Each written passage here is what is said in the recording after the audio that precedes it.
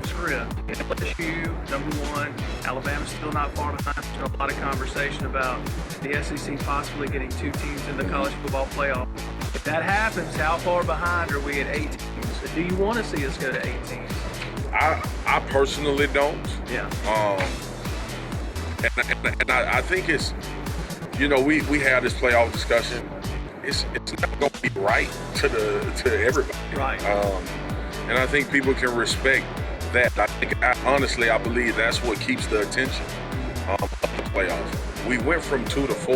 I don't think people realize how big of a jump that is. Right? I don't think people realize that. So, you know, it's natural human instinct to talk about, oh, so this happened with UCF and TCU didn't get in that year and Michigan State got in and we knew they weren't that good.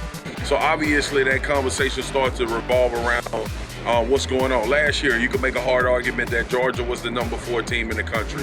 But at the end of the day, man, that's why you play them. Like, that's the excitement of this game. And I honestly believe that college football, as much as people thought it would create this hierarchy of teams and everybody else, what it created is conversation for everybody to pay attention to all of college football. Right. And I think that's a good thing. Now, if you're outside looking in, it sucks, right? It just does. But guess what? That's 99% of the teams in the country. True. You know, so I think when we start to get into the territory of 6 or 8, I get into the conversation of at what point do we not consider these players pro football players? At what point do we start to talk about, well, you know, this is too much for an 18-year-old to do at a time when finals are going on and at a time when Christmas break is up. I'm one of those guys, right? I'm not a poor me's guy, but I know, you know, as a football player, you know some things you're giving up. And we start talking about playing games in the deep January. That's a lot, man, you know? It's hard to talk about coming to new school in 2019, 2020. You're not going to be old school. You played defensive end. I played tight end. That was a whole nother era. Yeah. The tight end has changed so different. My nephew is in high school. He's a junior.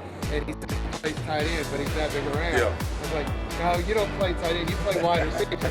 So tell me what you feel the impact on the new tight end, whether it's a wide out or close in.